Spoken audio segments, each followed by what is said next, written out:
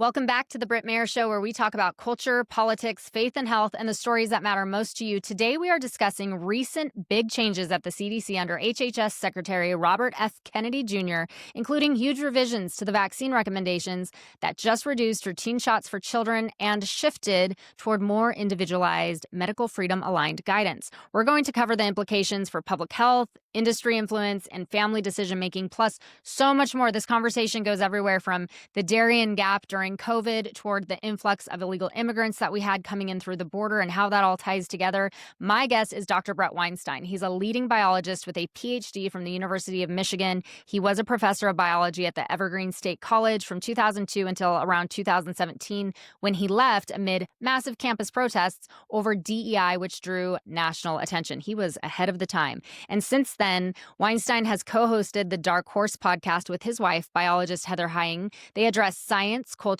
and policy topics, all those things that get you in trouble, like COVID-19 responses, vaccine safety. And he was even in conversation with Charlie Kirk over the whole mRNA shots that are still on the market.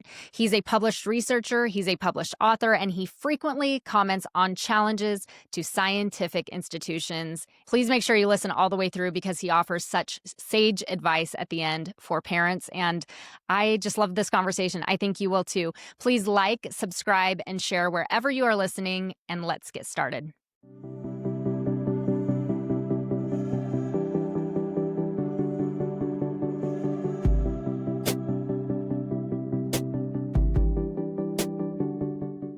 We've made it into January, which means all of those New Year's resolutions are about to hit. And one of the most common resolutions is to get healthier. So what if I told you there's a really easy, practical way to make your home still just as beautiful, to smell just as good, but way less toxic? An easy transition is to pick up resistance candles. These have become my absolute favorite. They are not only absolutely beautiful, they are clean, made in the USA with coconut apricot wax. No soy, no toxins. You get a really clean burn. All of their candles are paraben-free, phthalate-free, which are two things that I always watch for when it comes to ingredients. And not only that, but they smell so good. I can't get enough of them. So if one of your New Year's resolutions is to be more health conscious this year, a really easy transition is to switch from whatever you're burning in your house to resistance candles. Head to resistancecandles.com and use code ROOTEDWINGS for an exclusive discount. Dr. Bret Weinstein, I'm so excited to have you on as a guest. Thank you for joining. Thank you for having me. We're doing this. We're here. I've been looking forward to this for a long time, and there are so many things happening right now that the timing could not be more perfect.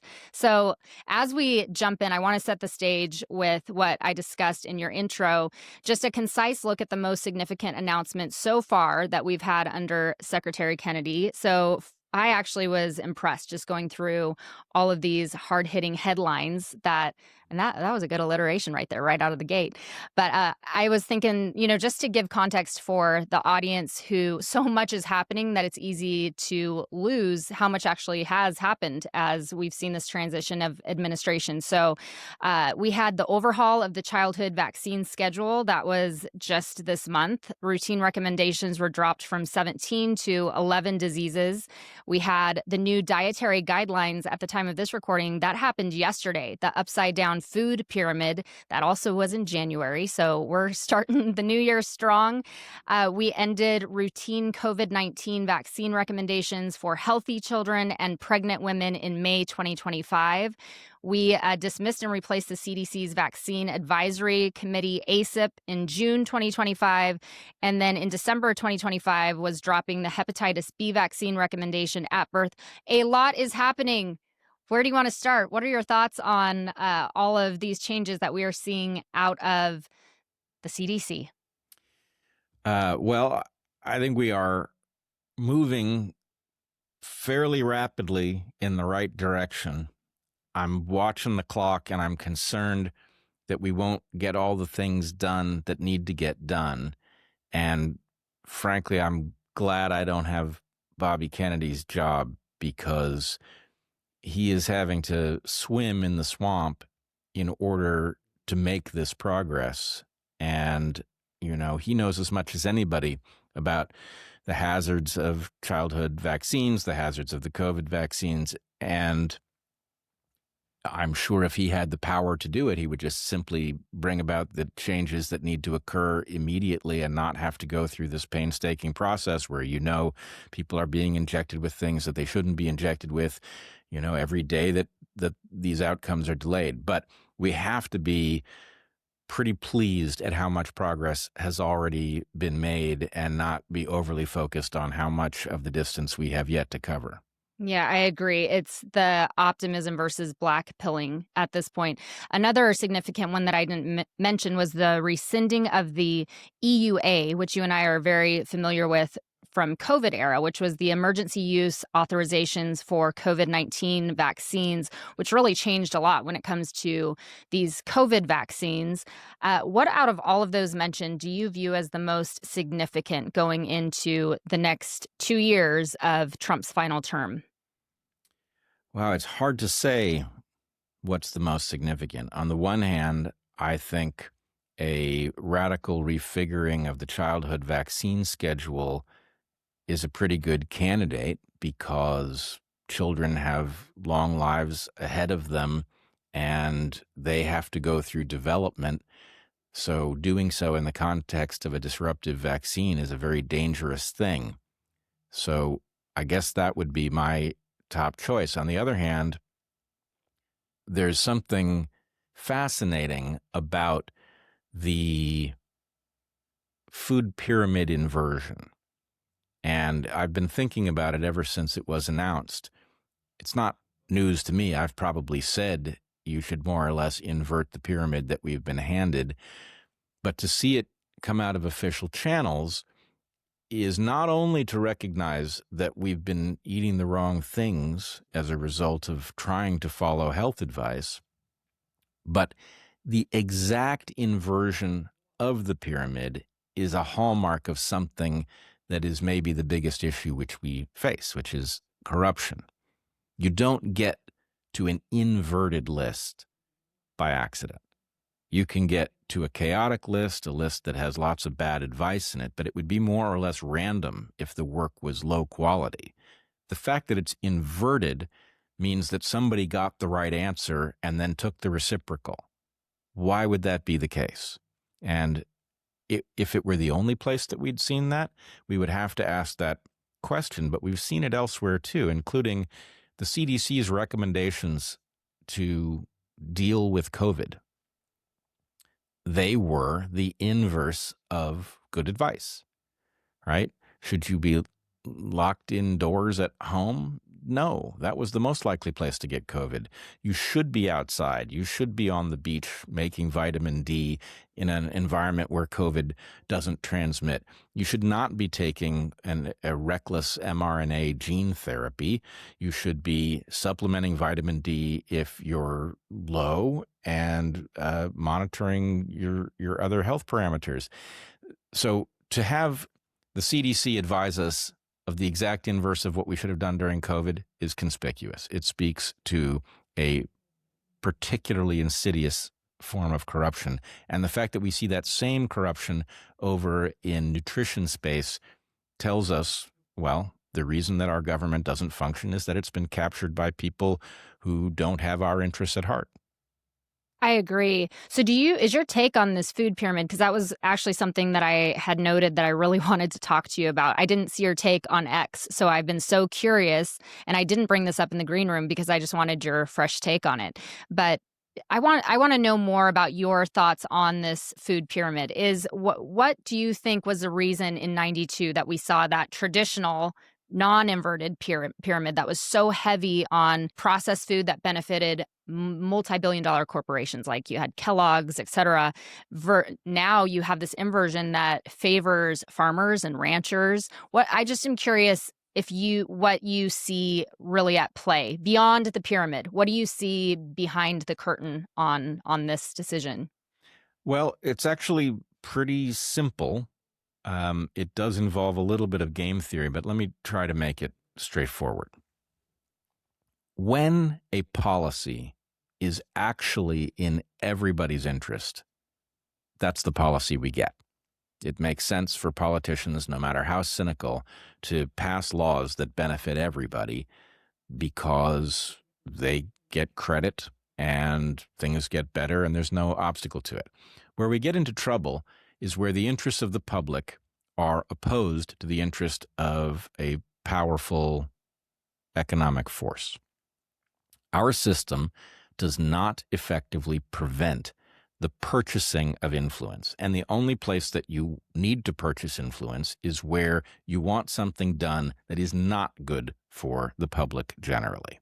So because we have a pay-for-play system, all of the people who sell something that isn't good for you have corrupted it so that it not only allows those things to be sold, but it promotes them as if they're healthy. And what has happened is that the rebels have beaten the odds. They've come down from the hills, and they're now in our public health agencies, and they are undoing the damage. And it's shocking because, like I said before, it's not just a revision, it's an inversion.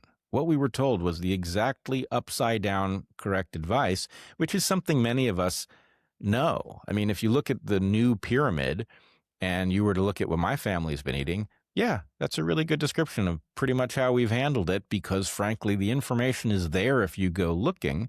But if instead of doing that work, you say, well, you know, the CDC probably knows or the FDA probably knows, well, they probably do know, but they're not telling you because they have a higher priority. That kind of moves us into the next topic that I wanted to talk to you about. Something that really put you on my radar was back, I think it was 2021. I believe that's when you were on with Tucker Carlson, and I could be wrong on the timing, but you had suggested that the Darien Gap could act as a vector for unvaccinated migrants introducing new variants or other threats. This was during the time when I was actually reporting on the border in California, and I saw firsthand the people that were jumping off of buses shuttled into San Diego, California, and by and large, they were Asian and Middle Eastern military-aged men, and I saw it with my own eyes. There's no denying that it was a massive threat that was happening by the busload here in California and throughout the U.S. But I'm just curious about your assessment with that specifically, and this is what I'm so interested to get your take on, was your theory that China avoided mRNA vaccines domestically, potentially to preserve its population's resilience, while facilitating the widespread use of mRNAs in the West. And you tied this into the Chinese nationals crossing the border through the Darien Gap. So I want your take now on what you think was happening and if this still is a concern or what your thoughts are on this theory today. Well, first of all, I will say it's a hypothesis. The distinction is subtle. Most people don't track it, but I try to be very careful not to say theory when I mean hypothesis. This is why I appreciate you are a biologist. So you notice those details, and I appreciate it. Well, it's funny how many biologists abuse the word theory. It's even worse in physics. But anyway, put that aside. Let me first say, I'm not especially concerned about migrants transmitting disease variants, especially COVID variants, into the U.S. The fact is, the way the globe is connected, those variants are moving anyway. If we lived in an environment where people weren't flying back and forth between continents, it might be a different issue, but they are. So I'm not so worried that somebody's going to walk in with a variant if somebody else is going to fly in with the same variant. What I was noticing was that at the very same time that we had our world turned upside down in order to prevent supposedly the spread of this virus, we had an open border. So why is it that Americans were having their rights curtailed when other people were being invited in and nobody was even asking them if they were vaccinated? Frankly, I don't want any of them to be mRNA vaccinated. I don't think it's healthy for any human being to get these vaccines. They're flawed at the deepest conceivable level. But I'm certainly galled by a government that will oppress Americans as it is inviting people whose names we don't know, whose vaccination status we don't know, into the country and facilitating their transportation into the interior. That was just a conspicuous indication that what was done to us about COVID was not about an abundance of caution. It was about a cover story for tyranny. And as an American who loves his freedom, that's something we need to pay attention to. But with respect to the hypothesis that you're mentioning, what I noticed was the mRNA shots we came to understand, if you've had 2 or more of them, trigger the production of a special class of antibody, the IgG4 antibody. What IgG4 does is it does the inverse of what the normal immune process looks like. It actually turns the immune system down. So that's alarming, the idea that we have a population that is in danger of contracting various diseases and that we have administered something to them that is turning their immune systems down is alarming in its own right. But it also opens the possibility, since we know that the research that was done that created SARS-CoV-2, I believe we can say we know this now, the research that was done that created the SARS-CoV-2 virus was dual-use bioweapons research. So the people who managed it were part of an effort to create bioweapons from pathogens. Ordinarily, when you create a bioweapon, the idea is you release something that harms your enemy and you've immunized your own population from it with something like a vaccine. It's a very hard thing to accomplish, but that's the theory on the chalkboard. In this case, these bioweapons experts created the exact inversion. They created an injection that does not create an immunity, it creates a vulnerability. And then we injected our own population with it. Now, that could have been some kind of colossal error, but it's hard to imagine that it is an error, that these bioweapons experts did what they always want to do. They created a difference between populations in vulnerability, and the only thing that doesn't make sense about it is that the population they rendered vulnerable is nominally the population that paid to have this work done. So if you imagine that they were working for the enemy, this would make a lot of sense, because although SARS-CoV-2, I would argue, is more dangerous than some of the COVID skeptics have made it out to be. It does many different kinds of damage to the body, but it's not an especially deadly disease. It doesn't make a very good weapon. However, the IgG4 antibody that they have now induced to be produced inside of vaccinated people means that if you were to tack the spike protein on a different pathogen, now you have a large population of people whose immune systems will turn themselves down upon encountering that pathogen. That's a frightening prospect. It means that an enemy could weaponize something that is not in and of itself sufficiently dangerous to be used as a weapon. But now the American and other Western nations that did use the mRNA technology have produced that vulnerability in their own populations, including, most especially, our military, our first responders, our doctors and nurses, right? We vaccinated those entire populations. So anyway, we've created a massive vulnerability, and I was simply to say that I hypothesized it doesn't mean that I think it's what happened. It means I believe it is a valid possibility that we need to test and investigate. But I don't know. It could just be a crazy error that they didn't see coming, or it could have been that that was part of its purpose. But the other part of it is the Chinese specifically did not use any mRNA technology on their population, so they presumably did not induce the production of IgG4, which made the large number of Chinese migrants, mostly military-age men, that I saw coming through the Darien Gap, especially alarming. When I encountered them in the Darien Gap, they were decidedly uninterested. They were unfriendly. They were uninterested in talking, and that struck me as odd.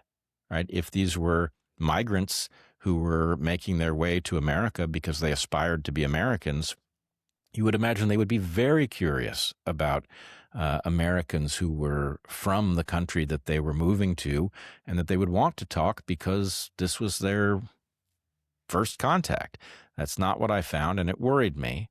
And I will say, I find myself perplexed in the context of the current administration, which has been very aggressive on dealing with illegal immigration, but I see no hint of it relative to the huge number of Chinese nationals who came into the country. I see it entirely focused on Latin Americans, and I don't understand that.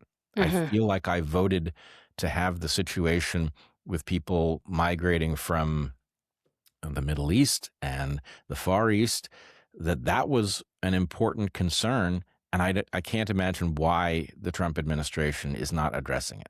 I totally agree. I appreciate your rundown, too, on that. I have been so curious where you stand on your hypothesis on all of that, because when I first heard you explain it, it suddenly made sense. I was in a place where I was trying to connect all the dots. We had just gone through, COVID era, then the mRNA shots were rolled out, then China wasn't administering, to their people. And then we had this huge influx of military-aged Asian men coming over who you and I firsthand saw, coming onto American soil and being just left out. In San Diego's case, I witnessed them get off the bus, and then there would be waiting Chinese taxis. They were like private people who were waiting for them to just jump into their car, and who knows where they were taken throughout the states. But San Diego was a welcome spot for them because here it was a sanctuary city, sanctuary state. And so I called them ghost illegal foreigners. They were ghosted in California and sent God knows where. I still don't know where. But your theory hypothesis made the most sense to me because it put all of the pieces together in a way that may or may not be accurate, but I think seems like something that we should investigate. Well, at the very least, let's say I'm trying to find a polite term for the deranged maniacs who decided to engage in gain-of-function research. It's a form of madness, right? The idea that you would take pathogens that are not capable of moving between humans and you would teach them that trick, of course you're going to end up having new pathogens that humanity will be stuck with possibly forever as a result of this behavior. So anyway, people who've gone into that professionally have something wrong with them, to be sure, but to find that they would, in the process of their work, actually induce vulnerabilities in the population that was financing their work. Let's put it this way. I'm looking forward to other people explaining what happened because I don't like my hypothesis one bit. It unfortunately fits the evidence rather well and simply calls into question whether or not the people who did this work are even on our side. If they weren't on our side, then what side would they be on? What would be the ultimate end in how you would think this through? Well, unfortunately, the answer I have to give you is it's not easy to phrase, but I would say I think regular folks, let's put us in that category for the sake of argument, regular folks who look at the world through normal eyes. We look at a globe and we see lines on the map and we see names that describe the various pieces of territory. And we start thinking, well, who would have done this to us? And we go looking for one of those names. I don't think that's how the world works anymore.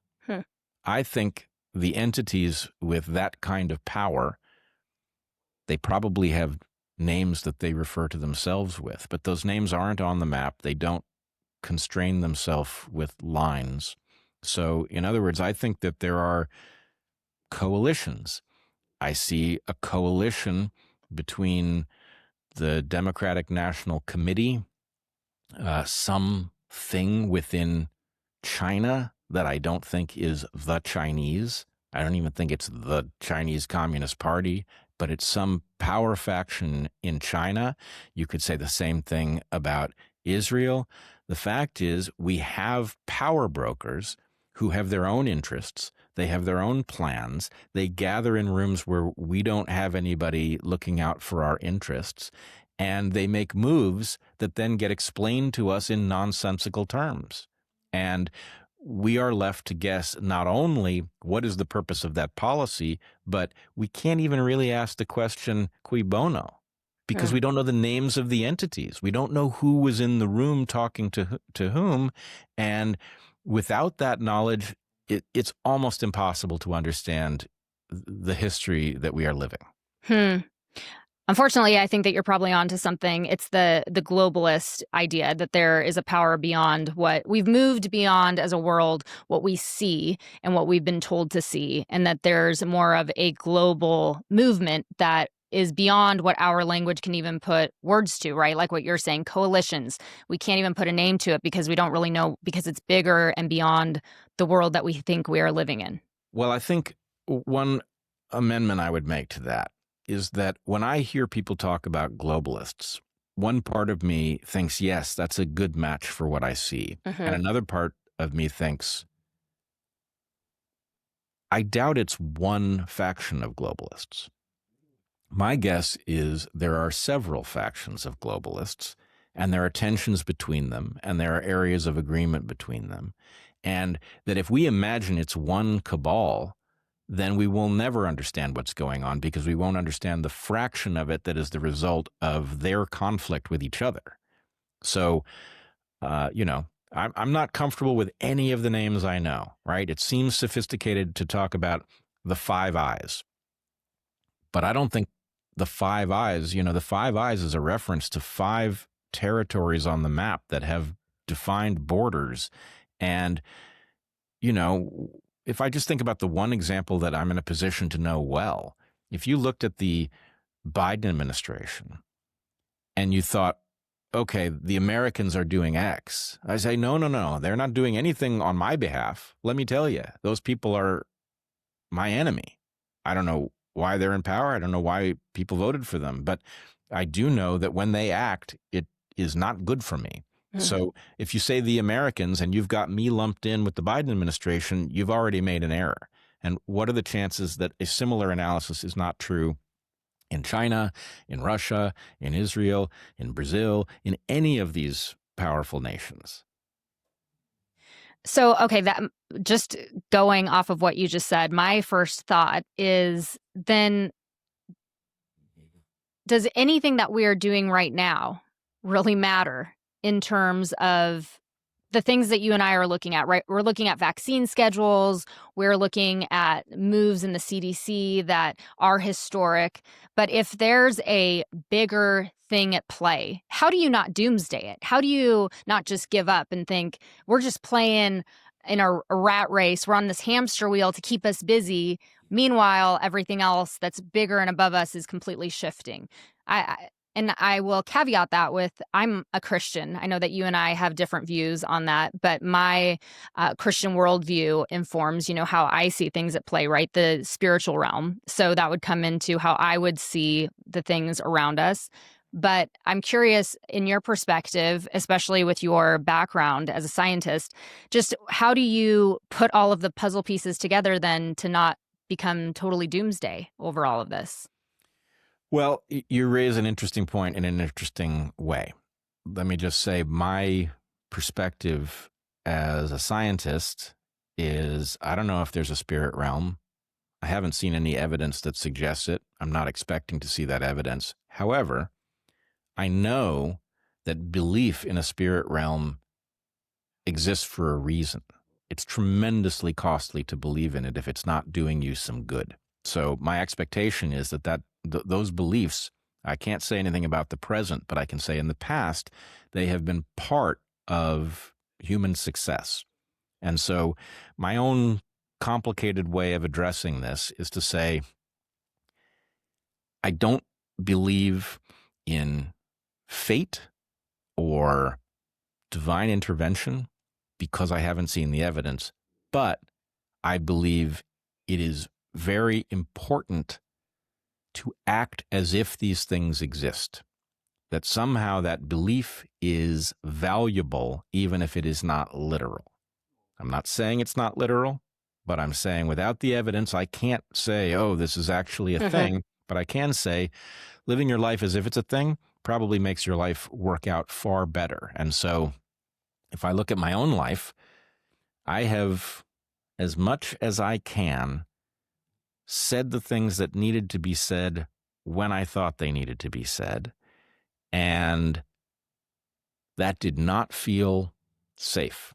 Mm-hmm. That felt extremely perilous. Mm-hmm. And yet here I am. So somehow believing that doing the right thing in spite of the peril would work out. I can't say that that's not going to end tomorrow, but I can say so far, not a bad plan.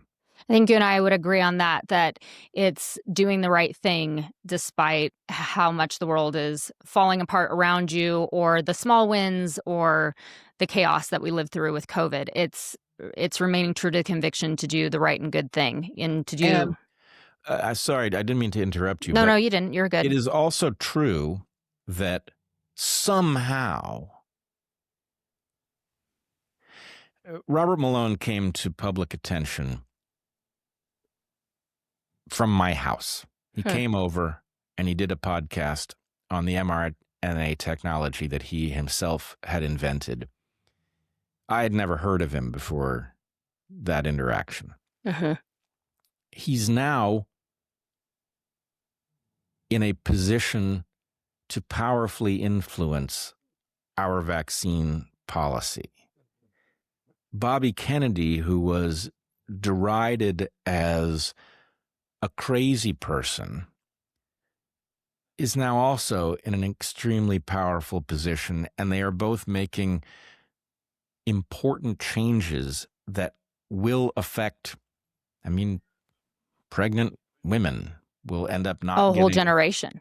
Yeah. Mm-hmm. So the good that is coming from our activity is undeniable. Mm-hmm. If you understand the evidence and what it suggests about things like the COVID vaccines, then this isn't rearranging deck chairs in the Titanic, right? Imagine on the Titanic, you had some musicians who were playing music as the ship goes down, and you also had people loading others onto life rafts. Well, what's the point? The ship's still going down. Well, if certain people live who would otherwise have died, that was a important act. Mm-hmm. So in any case, I could spend all day thinking about all the things that are not going in our direction, that won't get done in the remaining fraction of the Trump presidency, that might be undone if the DNC returns to power. On the other hand, okay, then I would be paralyzed. What good would I be? And if I don't focus on those things, and I focus on the fact that actually we've been punching way above our weight class for as long as we've been fighting this battle. So continuing it is the obvious thing to do, and overthinking it would be a severe mistake. Well, you brought up the COVID shots, and something that I learned recently was that you just talked about how Charlie Kirk was committed to removing mRNA vaccines from the market, and that you were actually collaborating with him on that effort. I want to thank you for that, and I'm still so just devastated by his loss, and I'm sure you are too. So I wanted to just ask you about what drove that partnership, and if you are sustaining that mission. Of course. What drove it was very simple, really. I'm a little hesitant to say this because I don't want to crystallize it in the mind of those who oppose us, but I think Heather and I played a role during COVID that I think we played a couple of roles. One, we bought too much of the COVID story early on.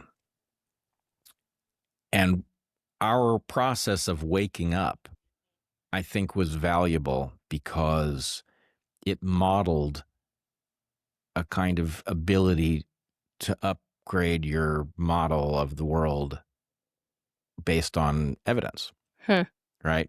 I think we didn't I think we didn't look or sound crazy or corrupt, and that watching us admit our errors and get smarter over time was valuable. But the other That's so important, and that is something that is so lost in conversations right now, is being able to admit when you were wrong and to adapt and change and be able to communicate that, I think is one of the most precious things we have right now in civil dialogue, and it's so, so missing from discourse. Yeah, and as much as I would like to have understood the real game that unfolded during COVID from the beginning, I wonder if this didn't turn out to be more valuable, actually. Um, but the other thing that I know Heather and I did, and it was, in fact, the reason that Dark Horse turned in the direction that it did. I had already started Dark Horse for a purpose that had nothing to do with anything like COVID. And as the world closed in during COVID, Heather and I, as biologists, were having discussions every night around our dinner table with our kids about what it meant. What was this virus? What is immunity? What did it all mean? And Heather looked at me early on in that process and she said, other people need to hear this, which was a very strange thing for her to say. She does not gravitate to sitting in front of a camera and, talking into the void. But she said, other people are struggling to understand this. We have tools that many people don't have. We need to be doing this in front of a camera. So from that point, we started unpacking what we were being told, spotting the lies, of which there were many, introducing things into the conversation that weren't there. I think much of this has been lost to history. But for example, one of the things that set us off very early was being told that, the hiking trails are closed, the beaches are closed, go home. And Heather and I are looking at the evidence, and the evidence literally said this virus does not transmit outdoors. Mhm. Why are they telling us to go indoors when the fact is, if you could figure out how to dress for it, you could live your entire life undisturbed Mhm. outside because you won't catch the virus there? So we shouted from the rooftops, this is the wrong approach. We came up with a model for, okay, if you do have to be indoors, here are the things that make indoor environments less dangerous. We came up with a model for the effective volume of a room or a car. If you get into a car with an Uber driver to go somewhere, roll down the windows. It's not a normal thing to do in the winter, but can you radically reduce the chances of getting COVID? You sure can. So in any case, I think the role became one of thinking logically about COVID, spotting things that you needed to be a biologist to understand, Mm. and then putting them in terms that everybody could follow. Yes. And Masterfully done. Yes. so what happened was Joe Rogan had a suspicion about COVID, but he's not a biologist. So suddenly he and I were in constant contact, talking about what we were being told, what fraction of it might be true, what fraction of it was clearly false. Likewise, Tucker.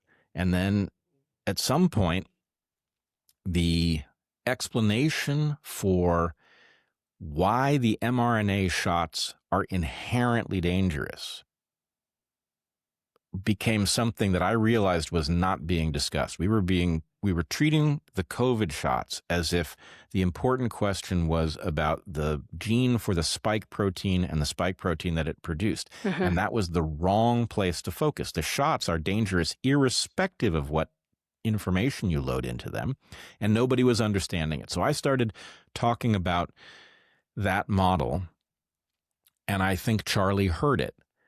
And he realized that, obviously President Trump had some pride about Project Warp Speed that was getting in the way of doing the right thing with respect to these very dangerous shots.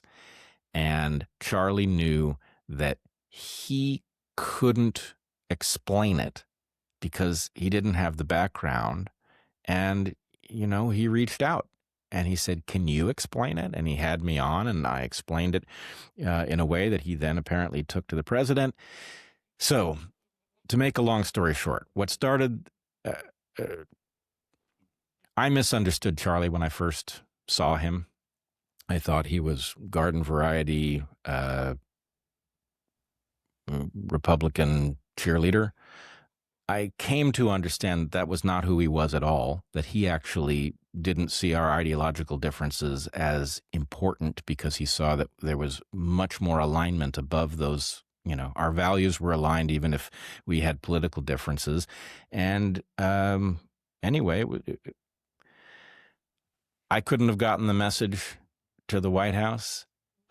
He wouldn't have had the right message to bring. So anyway, it was a natural partnership, and I ended up, in working with him, coming to appreciate him and wishing that I had appreciated him earlier. He was a great guy, and I think the loss of Charlie Kirk, we will never know what we were robbed of, but the loss is absolutely spectacular, and the vacuum that it has left is obviously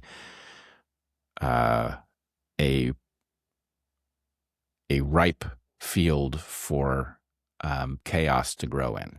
Gosh, you nailed it. You are so right on all of that.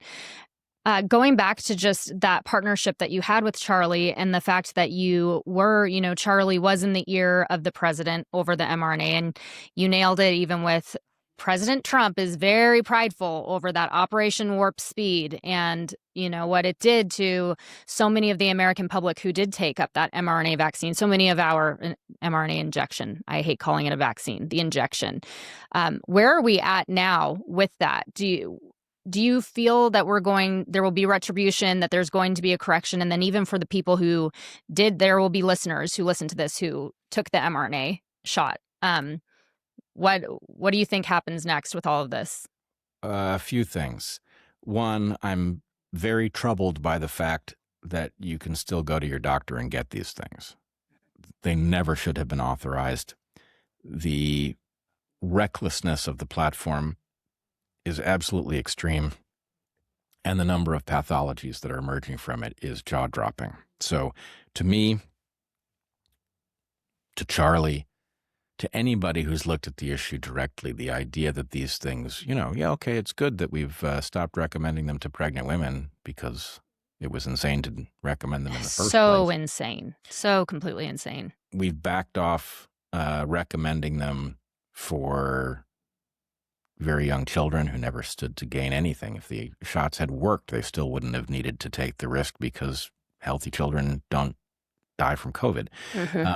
So anyway, there's lots of good that's happened, but it's still galling that these things are being produced and distributed, and that depending upon, what news source you pay attention to or which doctor you go to, somebody may look you in the eye and say you really should get your COVID shot, and you might just go in and get it, and it might just cause a dysregulation of your immune system, or it might cause a sudden tumor to show up and, rob your children of a parent, or whatever it is that happens. It's galling that these things are still available. And even worse, there's a slew of new mRNA shots that are being formulated. Not one of them should be authorized. They should never be injected. There is a fundamental flaw at the heart of this platform that just simply has not been addressed, and until it is addressed, there's no way that this platform should be used for anything other than arguably, if you had a terminal diagnosis, maybe you could justify a shot as dangerous as this because you have nothing to lose. But the idea of injecting these things into basically healthy people couldn't be more preposterous, and it doesn't matter what they are. They don't have to be for COVID. They will be dangerous no matter what disease you formulate them for. And one of the little tricks that we've learned that the vaccine manufacturers, that all vaccine manufacturers use in order to pretend that their products are safe enough to inject, is they test vaccines against other vaccines They use this logical trick where they say, well, we tested that vaccine. It's safe. So we're going to test this new one and we're going to use the old one as a placebo, which means that if they did the testing in a fraudulent way the first time and they made a dangerous shot look safe, then that shot masks the danger of the new shot because you get a lot of harm in the control group. And so when you compare the control group to the group that got the new shot, there's no extra harm. But that doesn't mean it was safe. You just have harm in both groups. So we have to stop the mRNA platform. It has never been demonstrated to be safe, and there is a very obvious reason that it is unsafe. Do you think that that's going to happen under this administration? Or my concern is that it's such a pride mark for President Trump that I just wonder if we actually will see that eliminated. Well, I mean, the right thing with respect to President Trump, and I was very clear with Charlie about it, he agreed wholeheartedly, was President Trump is perfectly entitled and justified in being proud of the accomplishment of deploying the shots at unheard of speed. Okay, that was an accomplishment. He is not responsible for the content of the shots. He's not a doctor. He's not a biologist. How would he know? He was lied to. But to the extent that his pride over Operation Warp Speed blinds him to the hazard of the injections themselves, this becomes his responsibility. So, unfortunately, what we need to get that message to President Trump is Charlie Kirk. And we don't have him. I mean, among the many features of that tragedy, that one stands out because I can tell you from personal experience, I know what Charlie thought about the shots. I know what he thought about President Trump's pride on the matter. And this was just simply a message that needed to be heard. President Trump, you can be proud of the accomplishment of Operation Warp Speed, but the shots are dangerous, and that's not your fault. Let's put an end to them. It just seems so simple. It's just if we can eliminate the hubris in the room, it just seems like such a simple way to accomplish something so good at this point, is just to get rid of all the mRNA shots. And like you were just saying, even the slew that are coming on the market, which many parents won't even realize, what they're up against when these new shots enter the scene. Let's talk. I want to move us on to what we've been seeing with all the CDC revisions with the childhood vaccine schedule, especially for parents. I have a large group of parents in California who are under these absolutely insane regulations when it comes to the childhood vaccine schedule. California just said, they're going to buck the system and they're going to create their own little mini CDC panel and they're going to override whatever the federal government puts out, basically just keeping us locked and chained to just having to shoot up our kids if we want to send them to a daycare, a private school, a public school, all the way up to college out here in California. You have to submit your child to all of the recommended schedule. And it's been that way now for quite some time. And it is absolutely insane in California and in some other states. But you recently had an episode on Dark Horse where you talked with the attorney Aaron Siri and you outlined two reform paths. One was aligning schedules with leaner models like Denmark's, which was seen in this newest update by the CDC, or, and this, I'm excited to ask you what your thoughts are now. Eliminating the 1986 liability shield. Can I get an amen? Even if you're not a Christian, you can say amen. Amen. Okay, I like it. I got that. I'm going to clip that. That's the clip right there. So I want to know just pragmatically and talking about priorities. What do you think should happen next now that we're seeing these moves with the CDC, with bringing the recommended shot schedule down, but California and others saying, we don't care, we're going to keep on forcing all you parents to shoot up your kids, with the backdrop being this 1986 liability shield? Well, let me start by making clear what road I have traveled on this issue. In 2020, Heather and I finished our book, A Hunter-Gatherer's Guide to the 21st Century. In that book, there are two things that we now regret. Mm. One of them was we said that vaccines were one of the three great triumphs of medical science, the other two being antibiotics and surgery. We gave our children, we have two kids, we gave them all of the recommended vaccines. We were not in the dark about the fact that there were dangers. We delayed vaccines because we thought the more of development that's already happened at the point an injury occurs, the less damage it will do, which I think is basically correct logic. But we were not nearly concerned enough. We simply assumed that all of these things must have been tested against the placebo.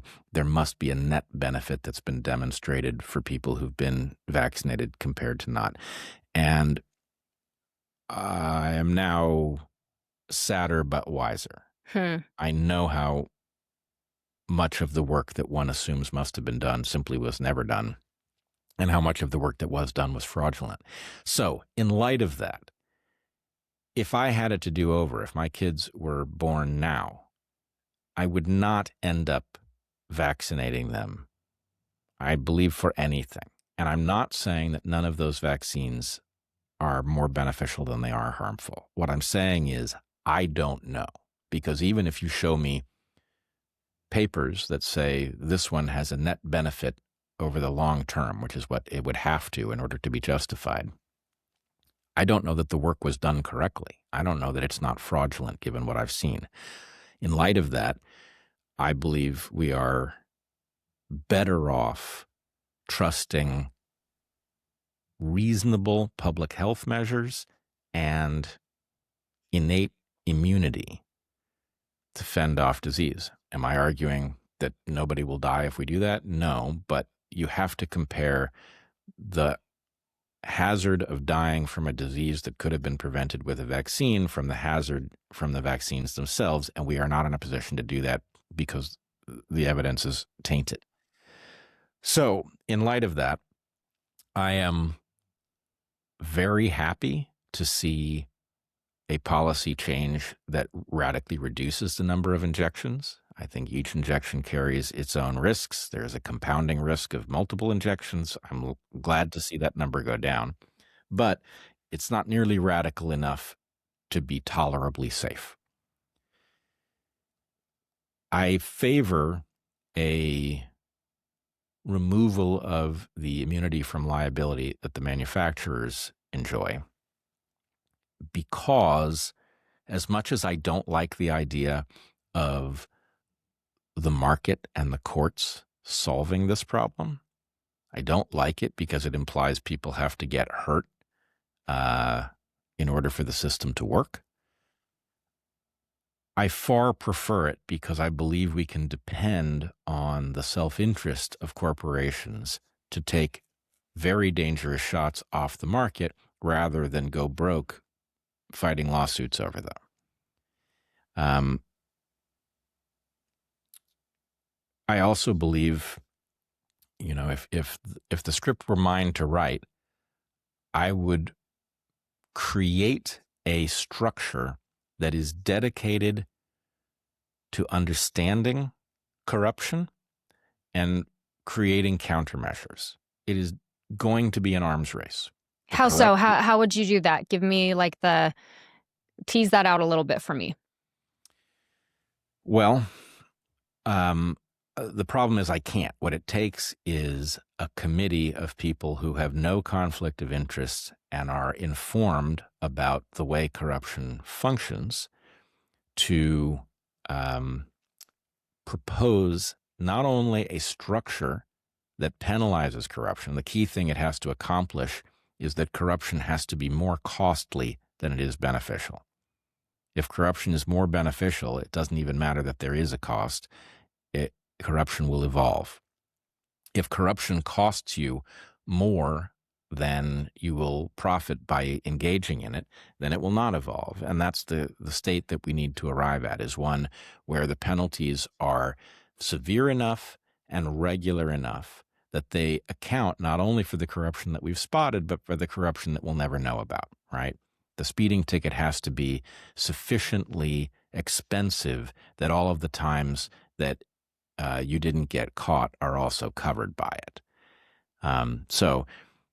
But right now, we don't have anything close to that, because when we're talking with the vaccine manufacturing companies, they have complete immunity. They have a liability shield that was placed in the 80s. I was born in the 80s, so it was placed right after I was born. And then if you look at the charts, it's like all of the recommended injections for kids just explode. I mean, it goes up dramatically post that shield being put in place, by Congress, which even the history on that is fascinating, that these big pharma companies went into our government and said, look, we're tired of being sued, and so we can't keep producing these shots for you guys.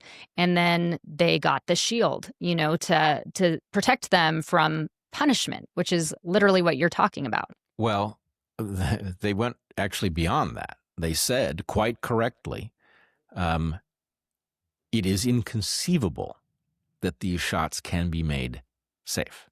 That's why we need the immunity from liability. So that admission exists there historically in 1986.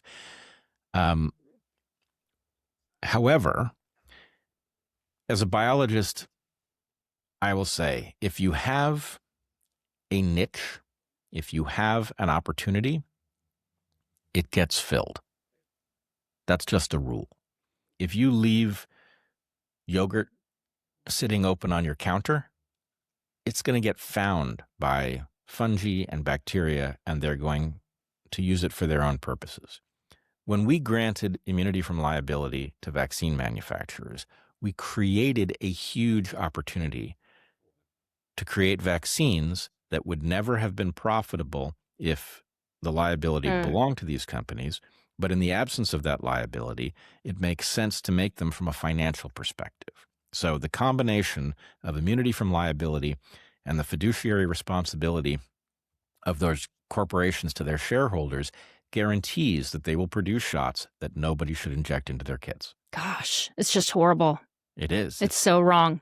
It's wrong, and it is, how could you have made these changes and expected any different outcome? This is the guaranteed outcome. You've created a profit-making opportunity for harming children, and then you're surprised that children are being harmed. Right. We did this to ourselves. We should end it tomorrow.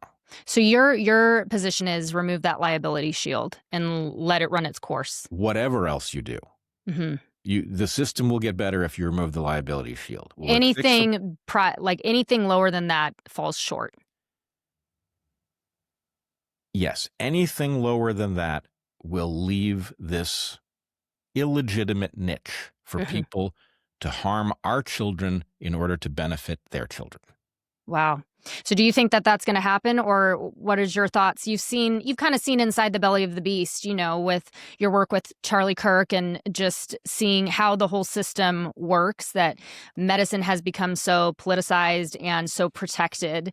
But as a biologist, you've also seen the realities of claiming things are safe and effective without true studies and placebo tests being done, which is the case of the childhood vaccine schedule. It's undeniable at this point. Do you think that, given the facts on the floor now and the people that we have in this administration driving the ship when it comes to health now, do you think that we will see that liability shield taken off, or what do you think? Well, I know there are good people in the administration who know that it needs to happen. They understand it as well or better than I do. The problem, President Trump is an interesting phenomenon. To put it lightly. To put it lightly. He was uniquely capable of coming from the outside and getting to where he's gotten. I believe he neutralized the Democratic Party. He decapitated the Republican Party and effectively took it over and ascended against all odds to the presidency. Yes. Unfortunately, the skill set in which he is so gifted is that he sees the entire world as a negotiation, as he told us in his book, right? The art of the deal is the lens through which he looks at the world. And that is a superpower under the right circumstances, and it is an Achilles heel in other circumstances. And so what I'm watching, it's easier to see with Bobby. I'm pretty sure I know what Bobby thinks about the childhood vaccine schedule and all of the products on it. I'm pretty sure I know what he thinks about the COVID vaccines. Mm-hmm. He is being forced to play a game in which he has to look past ghastly harms, crimes against humanity, in order to reduce the number of people injured, which he's doing. But just imagine being in his shoes. You know that the COVID shots should never have been on the market. They should not have been injected into anybody. And yet you're forced to play along with, well, they're not justified for children and pregnant women, right? That's a very hard path to forge. It is negotiation. And I don't think that's his natural mode, but yet he's been forced into it by the realities of Washington. And anyway, it fits with what we see from Trump, right? Trump is horse trading.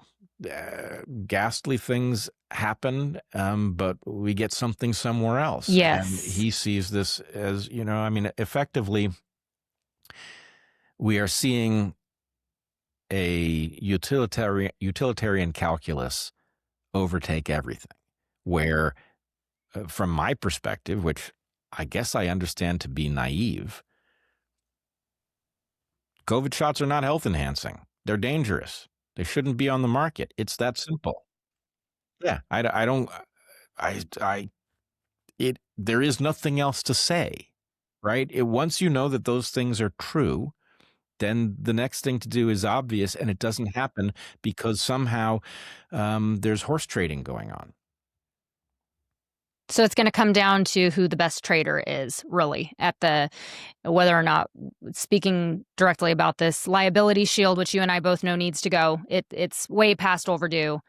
There's too much evidence now that we see clearly for this thing to still be in place. It needs to go, but it really will come down to how the trades work out, is what you're saying. It will, and I don't know what to think about it, because I've watched others in the medical freedom movement who are intolerant of the horse trading. They run the risk of derailing the good that is occurring by expecting a level of perfection that can't be achieved.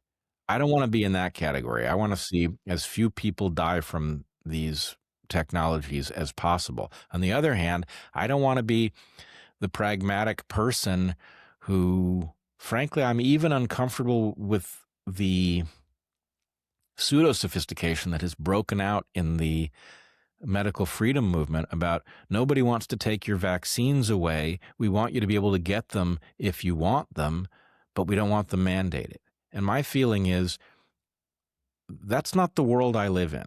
I live in a world where we have agencies whose job is to make sure that if the thing is on the market, that there is an argument for taking it. And if there's no argument, the thing isn't there. What's more, those entities are supposed to make sure that what is actually understood about the hazards is available to me so that I can make a reasonable choice. My feeling in that universe is that we actually do not have grounds for looking anyone in the eye and saying, yeah, COVID shot would be a reasonable thing for you to have if you want it. How can we say that to anyone? You want to tell a layperson that an mRNA-based shot is something that they can have if they want it? That's madness to me. So again, I guess I'm glad I'm not in the position of having to engage in the horse trading because I don't know how I could stand it. Well, I wish I could put you in. If I was coach, I would call you in right now from the sidelines. Brett, go, go, go. We need you in there. But hopefully, this conversation, my hope is that it pushes this conversation further. It's always been my passion is to get this kind of deep critical thinking and free thinking further advanced into the marketplace, the exchange of ideas. Last thing I want to ask you as we wrap up, and I thank you so much for your time. This has been such a lovely conversation. I feel like I want to have you and your wife over for dinner. I just really enjoyed this conversation with you.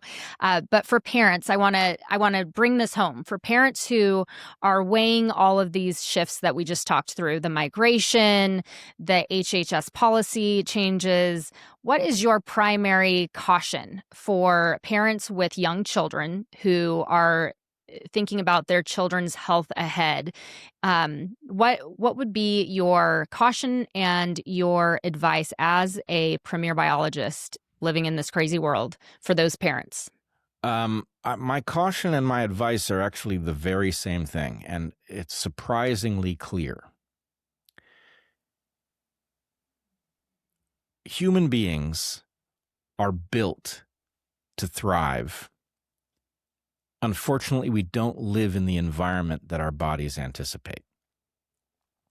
The right thing to do for your children across the board is to give them as close to that environment that their bodies and their minds are expecting as possible.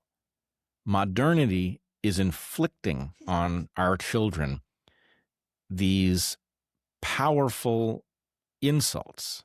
And the fact is, it's amazing that a human being can endure them, but they are making us unhealthy at every conceivable level, from psychological to social to physiological to immunological. We are unhealthy because of what Bobby Kennedy calls the toxic soup that children are swimming in, because of the information environment that they are exposed to. So it's not an easy job, and you will not do it perfectly, no matter how well you understand it.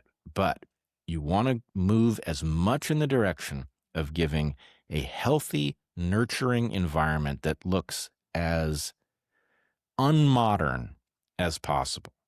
Every time your child is looking at a screen, you're taking a risk. When somebody takes a fine needle and puts it into your child's arm and injects some fluid that comes from a factory, you're taking a risk.